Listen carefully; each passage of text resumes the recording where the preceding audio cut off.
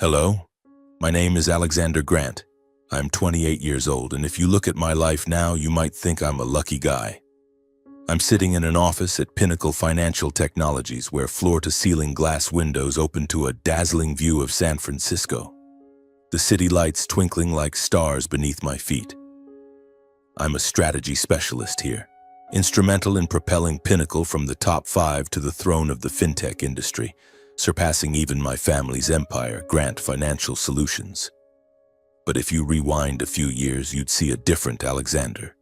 A kid raised in the shadows of favoritism, in a wealthy family where love was measured by warped expectations and unfair favoritism. My family lived in Pacific Heights, San Francisco's most affluent neighborhood, in a 3-story mansion with glass-covered walls overlooking the bay. From the outside, it was a picture-perfect scene. Lavish wine parties, Rolls-Royces parked in the garage, and my parents, Michael and Victoria Grant, the power couple behind Grant Financial Solutions, America's leading fintech company. But inside, things weren't as dazzling as the Swarovski chandelier hanging in the living room. I grew up alongside my twin brother, Isaac, and though we were identical, dark brown hair, deep blue eyes, crooked smiles when stressed, our parents saw us through entirely different lenses. Isaac was the light, the hope, the ideal heir. He had a silver tongue, a charming smile, and the ability to make everyone in the room turn their heads.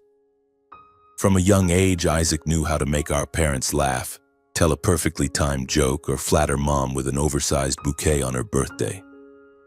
I was different. I wasn't good at smooth talking. I preferred sitting in a corner, tinkering with numbers, analyzing charts, or reading finance strategy books Dad left on the table.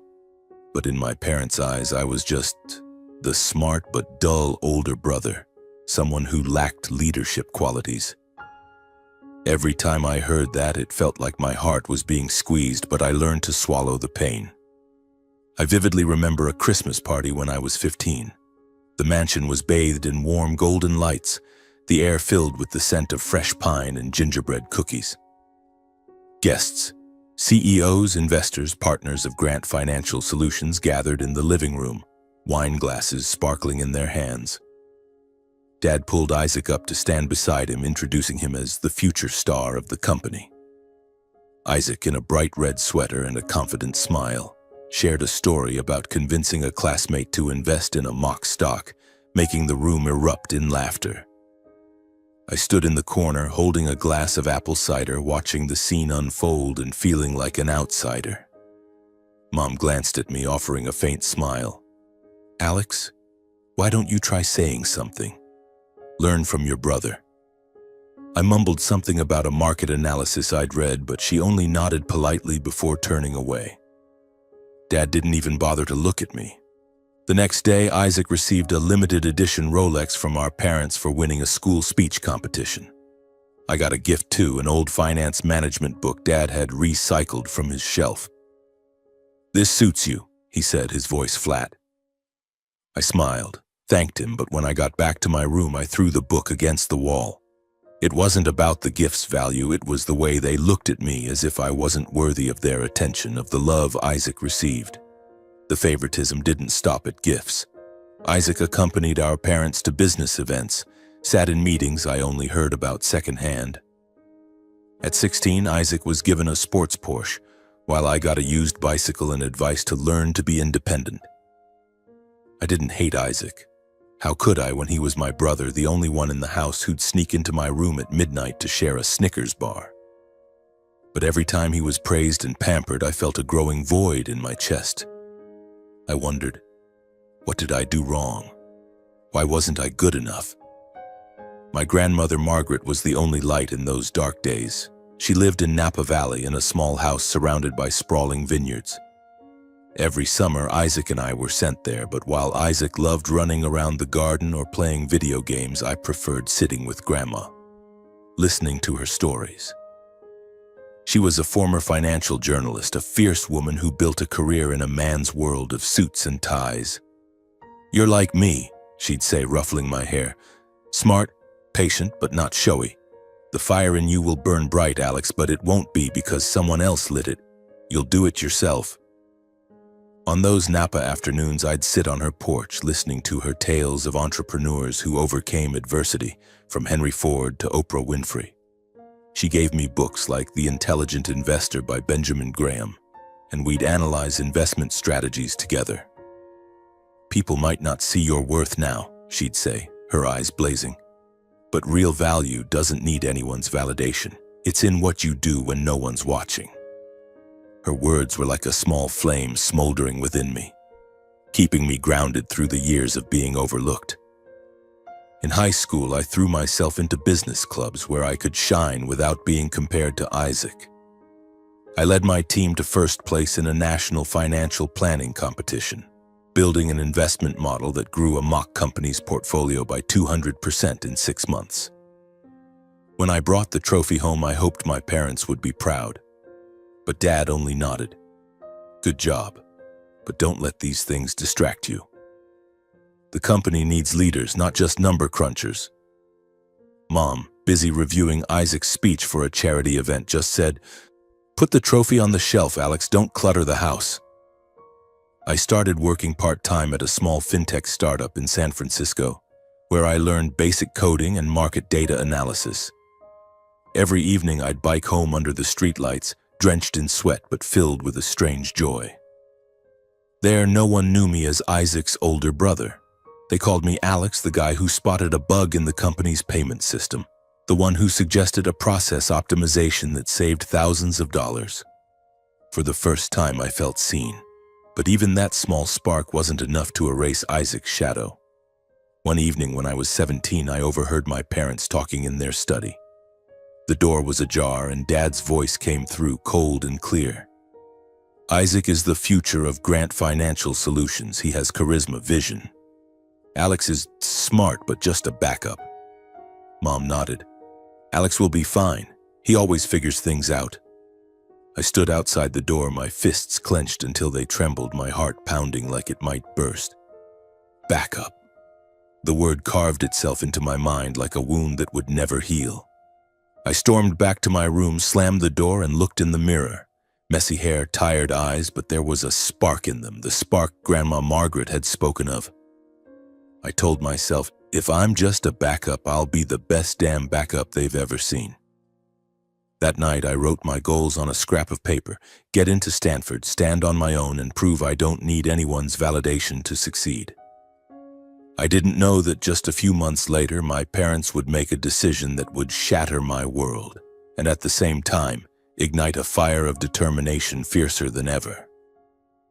In the spring of my senior year of high school, both Isaac and I applied to Stanford, majoring in economics and financial technology.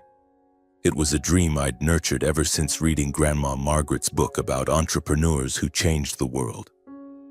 I envisioned myself walking through Stanford's grand lecture halls, learning from brilliant minds and proving I was more than just a backup. I worked tirelessly to earn it: a 4.0 GPA, awards in financial planning competitions, and countless hours self-studying programming to deepen my understanding of fintech. I poured my heart into my Stanford scholarship essay, writing about my self-taught journey and how I found passion in numbers and strategy. When the acceptance letter from Stanford arrived, I shouted in my room, clutching the phone as I called Grandma Margaret. "I did it, Grandma," I said, my voice choking with emotion. She laughed, her voice warm. "I never doubted you, Alex." Isaac got accepted too. His grades weren't as strong, 3.4 GPA, no notable awards, but he had charisma, and his essay was polished by an expensive tutor. I wasn't surprised when he jumped for joy, calling everyone to brag. But I didn't expect my own joy to be crushed so soon by a fateful family dinner. It was a Saturday night, and the Pacific Heights mansion glowed with warm golden light. The polished oak dining table was set with steak and red wine, the kind my parents always chose for special occasions. I sat across from Isaac, forcing a smile as Mom asked about our college plans. I was about to mention the scholarship I'd applied for when Dad raised his hand, signaling silence. "We need to talk about tuition," he said, his tone stern. My heart beat faster. I knew our family was wealthy. Stanford's tuition was pocket change for Grant Financial Solutions, But the way Dad looked at Isaac, then glanced at me with cold eyes, gave me a sinking feeling. "Isaac," Dad began, "your mother and I will cover your full tuition, living expenses, and an apartment near Stanford. You're the future of the company, and we want you to focus on growing into that role." Isaac flashed a radiant smile, nodding eagerly. "Thank you, Mom and Dad. I won't let you down," he said, his voice brimming with excitement. I sat there waiting, hoping Dad would say something about me. But he cleared his throat and turned to me. "As for Alex," he said flatly, "you're smart. You'll figure it out. We believe you can find scholarships or take out loans. If needed, you can work part-time. It'll help you mature." I felt the blood freeze in my veins. Mom nodded, adding, "Alex, you've always been independent. This is your chance to prove it." I looked at them, then at Isaac, who lowered his gaze, looking slightly uneasy but saying nothing. I wanted to scream, to slam the table, to ask why they treated me this way. Instead, I nodded, whispering, "Yes, I understand." Inside, the word backup echoed sharp as a blade. I stood, excused myself, and hurried to my room. As soon as the door closed, I slid to the floor, hands covering my face, tears falling silently. It wasn't about the tuition. I knew I could find a way. It was the feeling of being abandoned, of being deemed unworthy of the love Isaac received. That night, I didn't sleep. I sat at my desk, opened my laptop, and began searching for every scholarship available. I applied to dozens of programs, from merit-based awards to funds for independent students. I calculated the costs. Stanford's tuition was about $50,000 a year, not including living expenses. With a partial scholarship and a student loan, I could make it work. But it meant working part-time, maybe 20 to 30 hours a week, while maintaining a high GPA to keep the scholarship. I wrote a plan on a piece of paper. Work. Study. Don't give up. I taped it to the wall, next to a photo of me and Grandma Margaret in Napa Valley, where she was pointing at a vineyard and saying, "You'll grow bigger than this, Alex." The summer before Stanford, I went back to Napa to stay with Grandma. Isaac stayed in San Francisco, traveling with friends, all expenses paid by our parents. I spent my days at Grandma's, helping tend her vineyard and preparing for my first year of college. One afternoon, as we sat on her porch sipping iced tea, she took my hand. "Do you know why I love these vines?" she asked. I shook my head. "Because they have to fight to grow. The soil here is tough, but their roots dig deep, drawing every drop of water. You're like that, Alex. Let the struggles shape you. They'll make you stronger than anyone."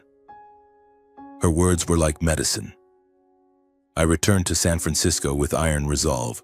I found a part-time job at a fintech startup in Silicon Valley, a 20-minute bus ride from Stanford. The job wasn't glamorous. Data entry, basic analysis, sometimes fetching coffee for engineers. But it paid $15 an hour, enough to save for books and living expenses. I also secured a partial scholarship from Stanford and a low-interest student loan. I rented a small room in a shared apartment with 3 other students, far from the upscale dorms Isaac lived in. My room barely fit a single bed, a rickety desk, and a tiny closet. But I didn't care. This was my start, and I was going to make it count. On my first day at Stanford, I walked into the lecture hall with a mix of excitement and nerves. The sandstone buildings, lush green lawns, and vibrant energy of young minds made me feel like I belonged. But I also knew I was different.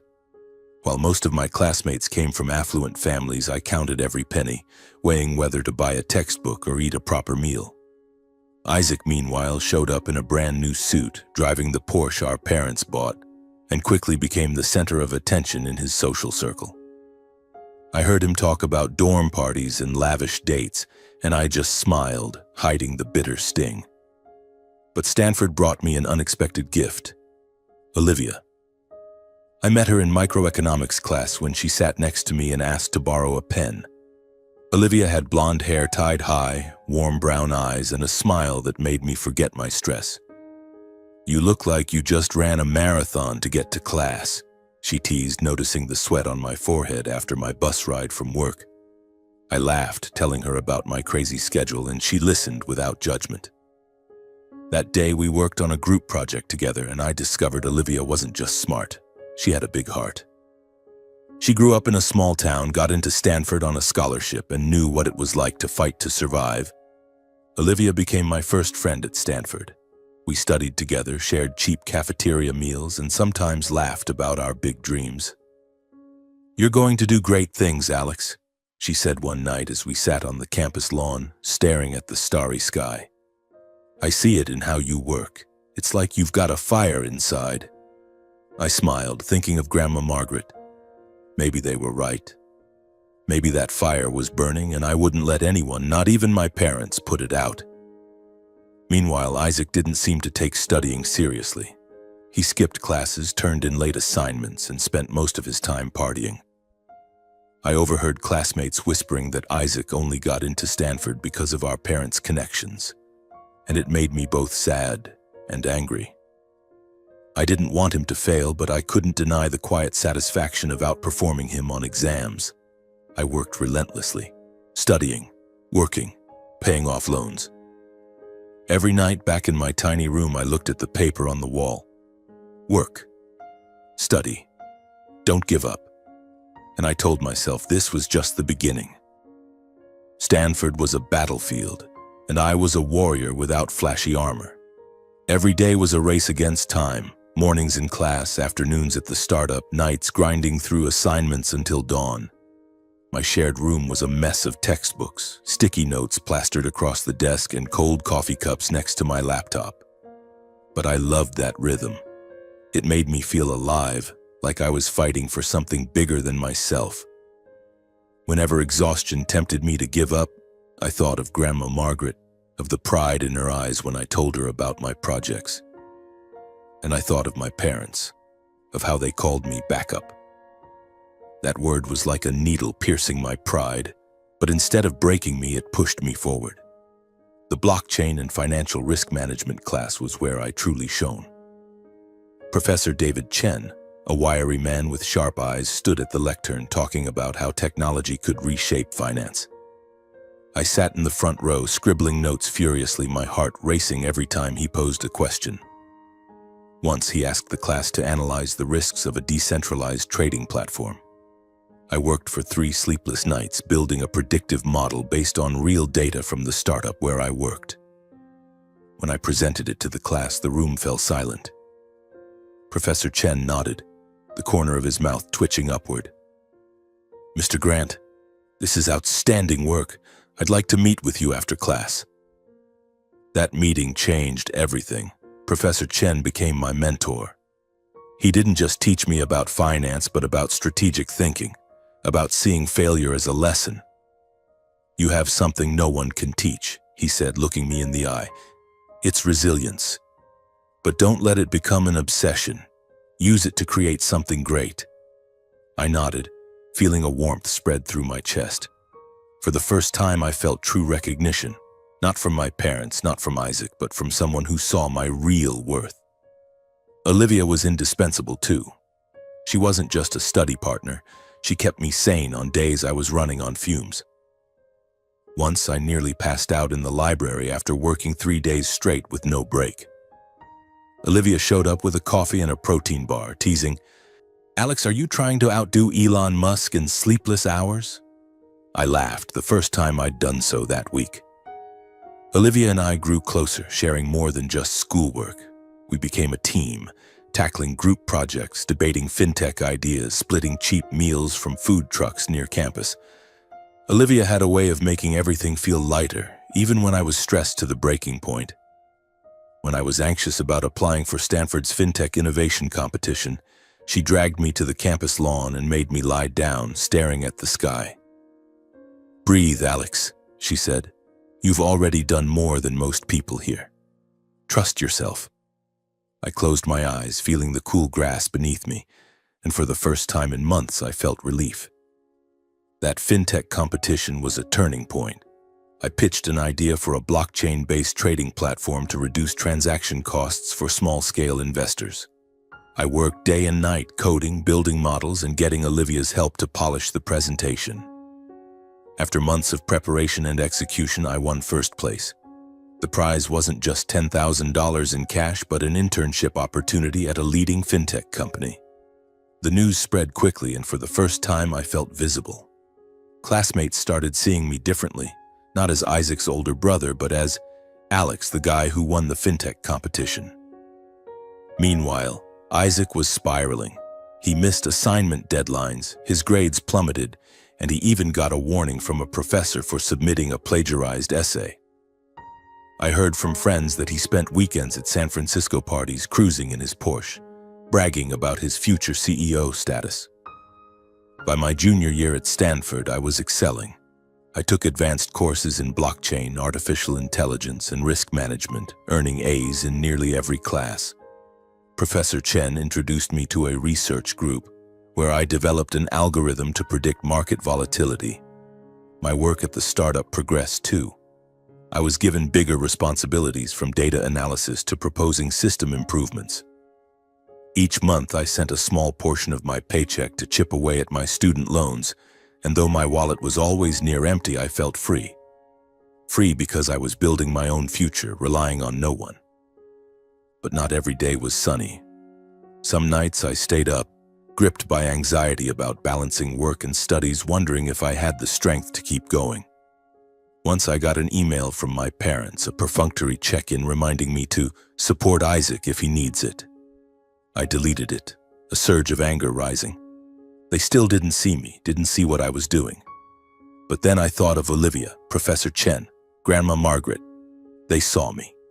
And more importantly, I was starting to see my own worth. As senior year approached, I knew I was nearing a major milestone: graduation.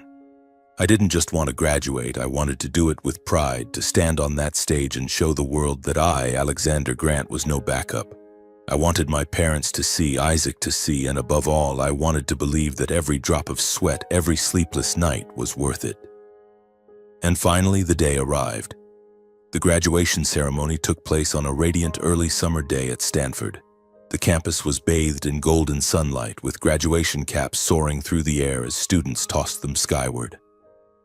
I stood in line, my black gown billowing, my heart pounding. I had worked tirelessly to get here: a 4.0 GPA, a fintech award, and the title of summa cum laude, valedictorian of my class. But what made me nervous wasn't just the achievements. Today I was invited to speak at the ceremony, an honor I'd never dared to dream of. And I knew my parents and Isaac were out there, sitting somewhere in the crowd. I had prepared my speech for weeks, writing and rewriting, each word like a chisel carving into the years I was labeled backup. Olivia helped me rehearse, sitting in my tiny room, listening and offering feedback. "You have to speak your truth, Alex," she said, her eyes shining. "Not for revenge, but to tell your story, to show them who you are." I nodded, but deep down I knew this speech wasn't just my story. It was a declaration that I had surpassed the limits others set for me. As I stepped onto the stage, the weight of thousands of eyes fell on me. The university's cameras zoomed in, my image magnified on the large screen in my graduation gown. I took a deep breath, scanning the audience. In the front row, I saw Olivia, her smile as bright as the sun. Next to her was Grandma Margaret, her red silk scarf striking, her eyes gleaming with pride. And somewhere in the crowd, I caught a glimpse of my parents sitting beside Isaac. Dad sat ramrod straight, his face stern. Mom was adjusting her shawl, perhaps to hide her tension. Isaac kept his head down, avoiding my gaze. The university president introduced me. Alexander Grant, valedictorian of this class, who funded his own education and achieved extraordinary success in fintech. The audience applauded, but I caught whispers from my parents' direction. I knew they hadn't expected this, that I had paid for everything from tuition to living expenses while they poured money into Isaac. The president continued. "Alexander will share his journey, a story of perseverance and passion." I stepped to the microphone, my hands trembling slightly, but my voice steadier than I expected. "Ladies and gentlemen, faculty, families, and fellow students," I began, my voice carrying through the speakers. 4 years ago, when I arrived at Stanford, I had nothing but a dream and a piece of paper taped to my wall that read, "Work, study, Don't give up. I came here without financial support or recognition from my family. I came with the belief that my worth isn't defined by what others think, but by what I can achieve. I paused, taking a deep breath. The audience was silent, only the soft breeze audible. I worked 30 hours a week, paid off student loans, and lived in a tiny room with 3 others. There were nights I didn't sleep, not because of parties, but because I had to finish assignments, had to prove I was worthy. My parents once called me the backup son, said I lacked leadership. But today I stand here, not to prove them wrong, but to tell you this. Success doesn't come from ready-made support. It comes from the resolve to break through the limits others set for you. The audience erupted in applause. I looked down, seeing Olivia wipe away tears, Grandma Margaret clapping vigorously, her smile stretching ear to ear. But my eyes lingered on my parents. Dad sat frozen, his face pale. Mom clutched Isaac's hand, her eyes wide as if she'd been slapped. Isaac looked at me, and for the first time in years, his gaze held not his usual confidence, but unease, even shame. I didn't feel glee at their discomfort, but I felt relief, as if a boulder that had weighed on my heart for years had been lifted. As I stepped off the stage, Olivia ran up and hugged me tightly. "You did it, Alex," she whispered, her voice choked with emotion. Grandma Margaret pulled me into a fierce embrace, murmuring, "You're my fire, Alex."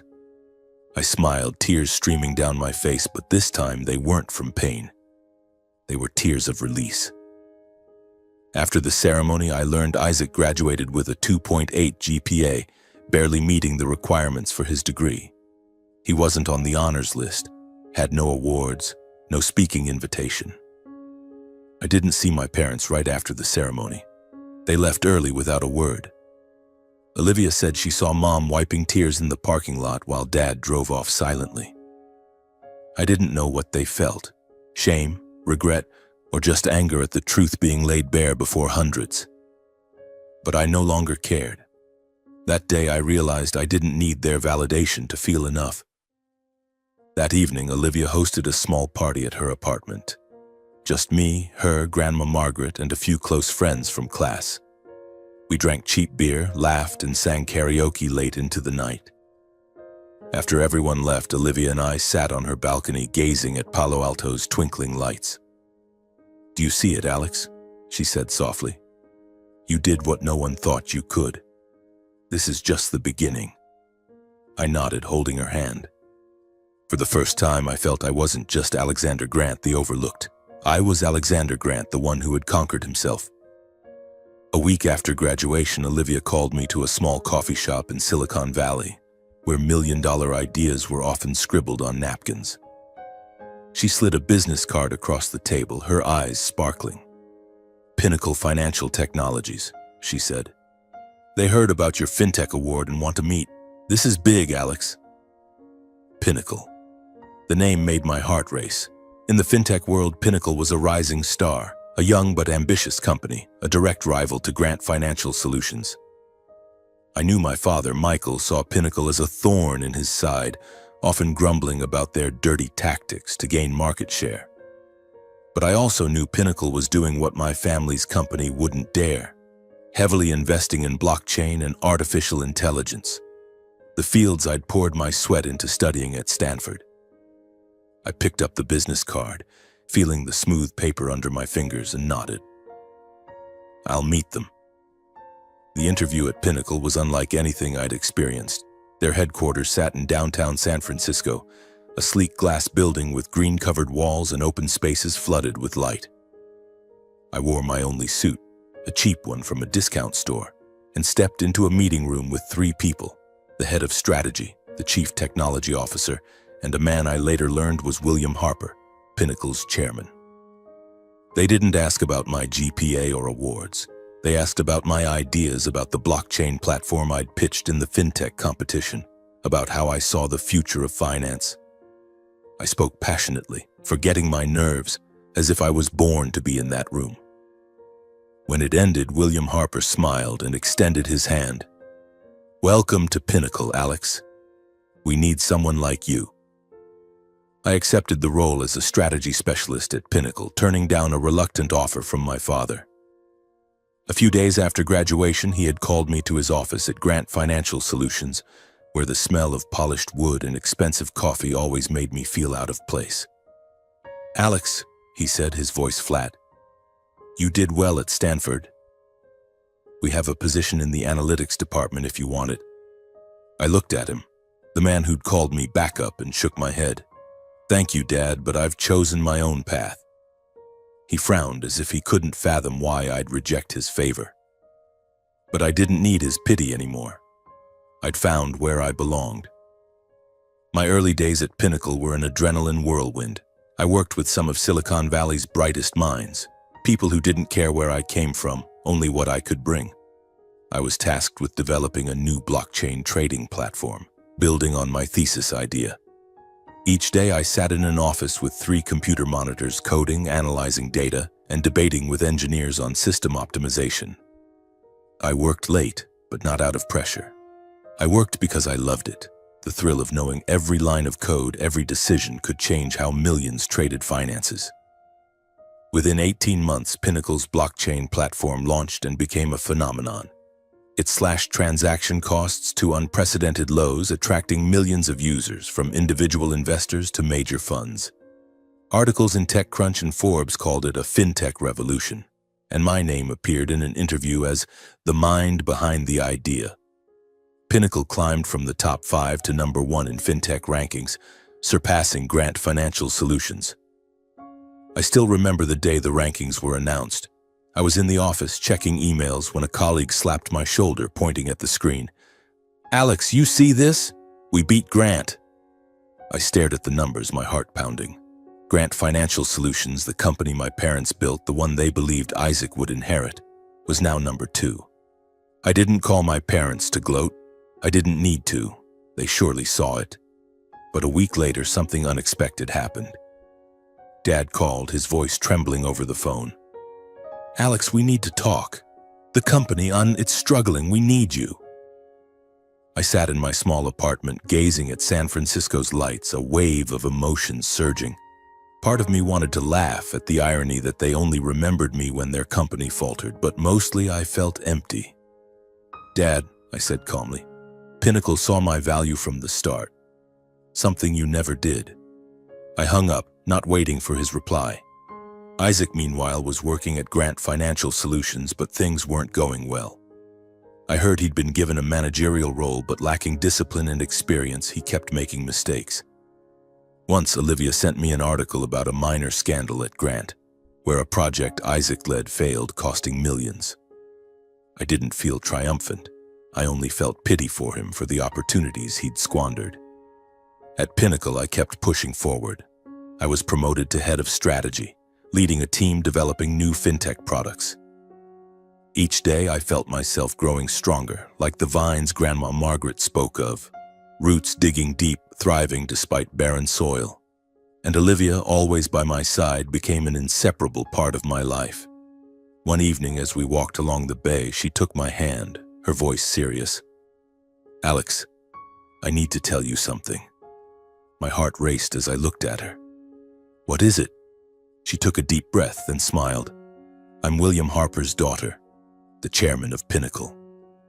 Her words hit like a shockwave. I stood frozen, processing.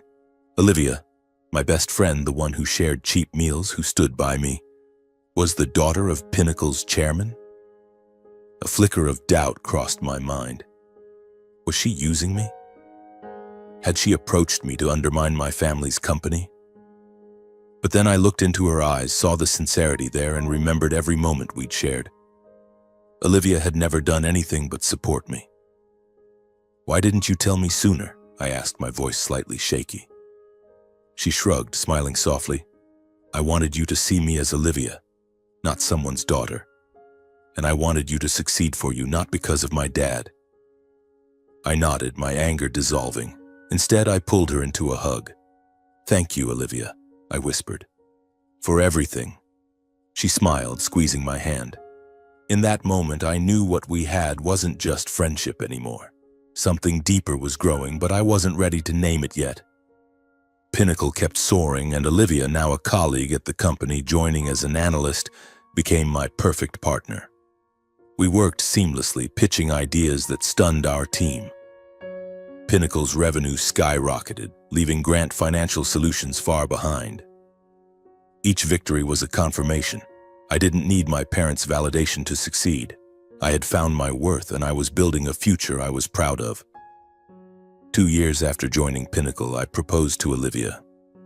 I didn't choose a fancy restaurant or an extravagant gesture. Instead, I took her to Napa Valley, to Grandma Margaret's house, where my childhood memories were nurtured. Under the shade of an old oak tree by the vineyard, as the sunset bathed the valley in gold, I knelt down and took her hand. "Olivia," I said, my voice trembling, "you've been with me through my worst days, and you make every day better. I want to spend my life making you happy. Will you marry me?" She burst into tears, nodded, and pulled me up for a tight embrace. "Yes, Alex, 1,000 times, yes." Our wedding took place in Napa, in a stunning vineyard with lush green vines and ripe grape clusters. It was a summer afternoon, the sunlight filtering softly through the trees, casting shimmering patterns on the ground. Olivia wore a simple white wedding dress, her blonde hair flowing freely, beautiful like a dream. I stood there in a tailored suit, the first time I'd splurged on something so luxurious, feeling my heart might burst with happiness. Grandma Margaret, with her signature red silk scarf, sat in the front row wiping tears. William Harper, Olivia's father, clapped me on the shoulder before the ceremony, his voice warm. "You're a good man, Alex. I'm proud to have you as my son-in-law." Professor Chen was there too, offering a rare smile and saying, "You've come a long way, Alexander." I sent invitations to my parents and Isaac, though I wasn't sure they'd come. Part of me hoped they would, not to boast, but to see who I'd become. But as the ceremony began, I didn't see them. Olivia squeezed my hand, whispering, "Don't worry, Alex. Today is about us." I nodded, focusing on her, on this moment. As we exchanged vows, I looked into Olivia's eyes and saw my whole world, a world where I was no longer backup, but loved and valued. The reception was an outdoor feast, with long tables draped in white, lanterns hanging above, and soft jazz music floating through the air. We cut the cake, danced our first dance under the stars, and laughed with friends from Pinnacle. Grandma Margaret shared stories of my childhood, making everyone roar with laughter. William Harper raised a toast, calling me the man who helped make Pinnacle #1. I looked around, seeing the faces of those who cared, Olivia, Grandma Margaret, Professor Chen, my Pinnacle colleagues, and realized this was my true family. Not the one I was born into, but the one I chose. That moment wasn't just about love, it was a declaration. I had surpassed my family's company not just by pushing Pinnacle to the top, but by building a life on my own terms. Olivia being William Harper's daughter only added irony to the story. I hadn't just beaten Grant Financial Solutions in the market, I'd become part of their biggest rival's family, but it wasn't revenge. It was victory. The victory of someone once overlooked, once called backup, now standing tall on his own. After the wedding, Olivia and I returned to work at Pinnacle, where we remained an unstoppable duo. We developed new projects together, from sustainable investment platforms to financial tools for individual users. Pinnacle's revenue soared, leaving Grant Financial Solutions now dropped to third in the industry, far behind. I stopped following news about my family's company, but occasionally I heard Isaac had left Grant after a string of failures, and my parents were scrambling to save their empire. One evening, as Olivia and I sat in our new San Francisco apartment, a cozy place with large windows overlooking the bay, she turned to me and asked, "Do you ever regret not going back to Grant Financial Solutions?" I shook my head, taking her hand. "Number, because I found where I belong. With you, with Pinnacle, with myself." She smiled, resting her head on my shoulder. In that moment, I knew every hardship, every sleepless night, every drop of sweat, it was all worth it.